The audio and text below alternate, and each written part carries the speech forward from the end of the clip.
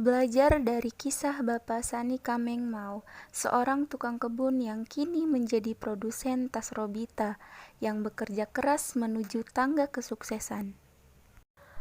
Mari kita kupas kisah dari Bapak Sani Kamengmau agar bisa menginspirasi kita semua. Sani Kamengmau bukanlah anak dari pengusaha kaya raya. Beliau hanya anak yang bisa dibilang dari keluarga sederhana. Kehidupan sejak kecil Bapak Sani Kamengmau. Pada usia 18 tahun, Sani pernah melarikan diri dari rumah dan pergi ke Bali. Di usia yang masih muda, Sani pernah bekerja sebagai operator cuci mobil dan buruh renovasi hotel. Dan pada akhirnya Sani menetap di Ans Hotel, dan di Ans Hotel Sani bekerja sebagai tukang kebun. Setelah 1 tahun bekerja, Sani diangkat menjadi satpam hotel. Pekerjaan sebagai satpam ia jalani selama 4 tahun, hingga nasib baik datang kepada Sani Kamengmau. Selama dia bekerja di Ans Hotel, dia banyak belajar bahasa asing, yaitu bahasa Inggris dan bahasa Jepang. Sampai-sampai gaji pertamanya ia belikan kamus bahasa Inggris. Ia juga sering belajar bahasa Inggris dari para tamu dan keluarga pemilik Ans Hotel. Kemampuan berbahasa Jepang Sani akhirnya mempertemukan dia dengan tamu dari Jepang yaitu Nobuyuki Kagizaki pada tahun 1995. Pertemanan mereka semakin hari semakin dekat, hingga akhirnya Nobuyuki mengajak Sani bekerja sama dengannya. Pria kelahiran Alor NTT 1975 kemudian diajari bagaimana memilih barang berkualitas hingga bagaimana caranya mengirim ke Jepang. Itu semua dilakukan oleh Sani pada siang hari, karena malamnya Sani tetap harus bekerja sebagai security Ans Hotel. Latar belakang pendidikan Sani Kamengmau ternyata hanya lulusan sekolah menengah pertama. Ternyata pendidikan tidak selalu menjadi tolak ukur kesuksesan seseorang. Begitu pula yang dialami oleh Sani Kamengmau yang hanya lulusan SMP.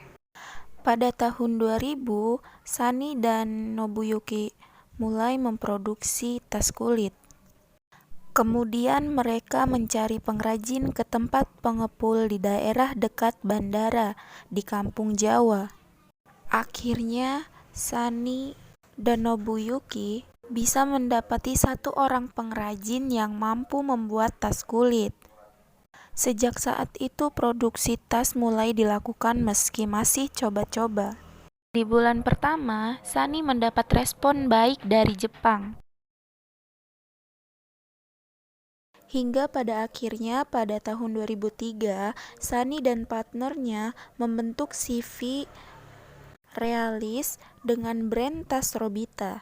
Nama Robita dipilih karena partner bisnisnya yaitu Nobuyuki Kagizaki suka dengan karakter tokoh Nobita di film kartun Doraemon. Akhirnya mereka memberi nama tas itu tas Robita. Dalam produksi tas Robita, ternyata Sani menerapkan kebijakan yang cukup ketat, di mana produk tas yang dibuatnya harus sedemikian sempurna, mulai dari jahitan, jenis kulit yang digunakan, hingga tempelan manik-manik aksesoris tas.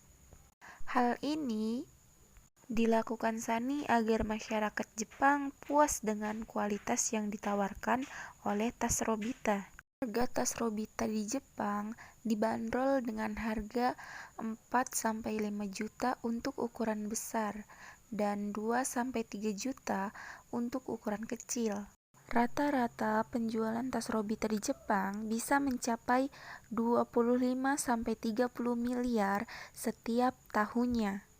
Setelah sukses di pasar internasional, Ternyata Sunny memiliki ambisi untuk membangun market di negeri kelahirannya sendiri, yaitu Indonesia. Sunny akhirnya bisa mendirikan sebuah butik Robita di Seminyak, Bali. Niatnya, ia ingin mendirikan 2 butik lagi di Nusa Dua dan Ubud. Tas mewah milik Sunny di Jepang bukanlah tas abal-abal. Tas Robita menjadi idaman tingkat sosialitas di Jepang.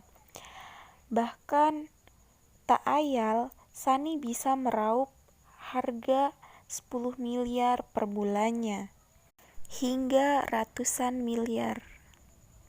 Itulah kisah dari Bapak Sunny Kamengmo yang bisa menginspirasi kita semua, yang selalu bekerja keras dan tidak pernah menyia-nyiakan waktu.